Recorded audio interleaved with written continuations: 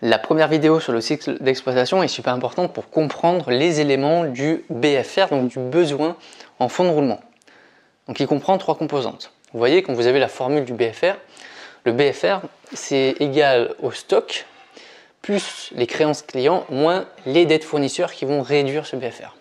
Donc là vous avez 3 composantes. Vous avez le niveau de stock, alors c'est en valeur. Vous avez les délais de paiement accordés aux clients, donc les créances clients, et vous avez les délais de paiement accordés par les fournisseurs, donc les dettes fournisseurs. Donc il correspond en fait ce BFR aux besoins financiers pour assurer l'activité normale de l'entreprise. Par exemple, si on a un BFR de 10 000 euros, ça veut dire qu'on a un besoin en trésorerie de 10 000 euros pour faire fonctionner notre cycle d'exploitation de manière normale. Si on a un BFR qui est de moins 5 000 euros, ce qui est possible, on verra par la suite, ça veut dire qu'on n'a même pas besoin d'argent pour faire fonctionner notre cycle d'exploitation, il va tourner tout seul, et en plus, ça va nous faire 5 000 euros de trésorerie supplémentaire. Donc là, on verra, c'est par le biais de ces 3 éléments qu'on peut jouer sur le BFR. Alors, les différentes composantes, justement, on a le stock. Alors, le stock fait augmenter le besoin en fonds de roulement. Le but, c'est d'avoir le moins de stock possible pour réduire ce besoin. Parce que quand on va acheter du stock, on va dépenser de l'argent. On va décaisser de notre trésorerie. Ça veut dire que du coup, on va perdre de la trésorerie parce qu'on va devoir avancer de l'argent pour payer notre stock. Donc, le but, c'est d'avoir déjà le moins de stock possible pour éviter de mobiliser de la trésorerie pour rien. Donc ça, c'est le premier point. Mais aussi éviter de la casse. Parce que plus vous avez de produits, plus vous allez les manipuler, vous allez les ranger dans une réserve, vous allez les mettre en magasin, ils vont prendre la poussière. Ils vont avoir l'obsolescence programmée s'ils restent trop longtemps dans votre réserve. Il va peut-être avoir de la casse aussi, un risque de casse qui est plus élevé.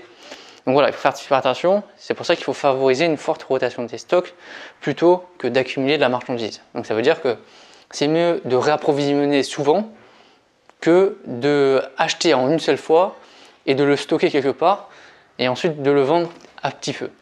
C'est mieux parce que ça va vous permettre d'éviter de mobiliser de la trésorerie.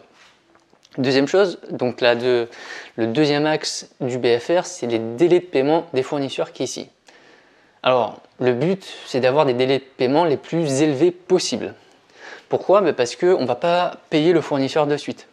On va du coup avoir la marchandise, mais on ne va pas le payer tout de suite. On va le payer avec 30 jours, 60 jours ou plus de délai de paiement. Ça va nous permettre justement d'investir son capital dans autre chose.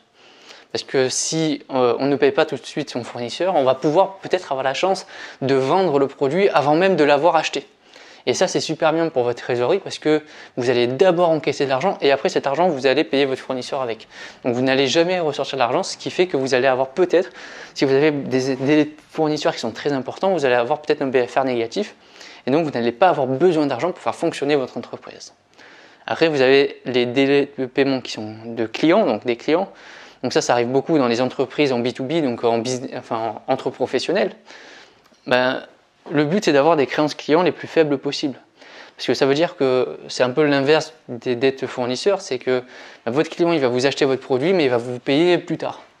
Donc ça veut dire que vous allez vous allez encaisser tout simplement beaucoup plus loin que votre client aura eu votre produit.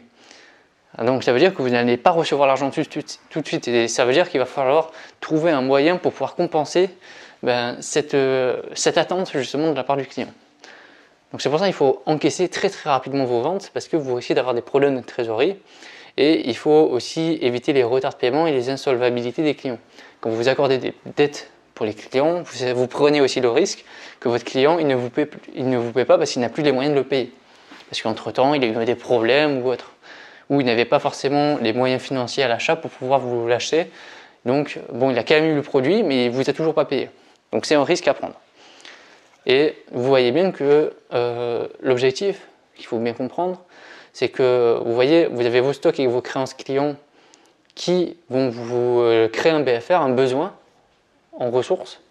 Donc, il faut les réduire au maximum. Et de l'autre côté, vous avez un moins, là, vous voyez. Donc, sur les dettes fournisseurs, ça veut dire que plus les dettes fournisseurs sont élevées, plus le BFR sera faible. Donc le but, c'est que ces dettes fournisseurs soient le plus élevées possible à l'inverse.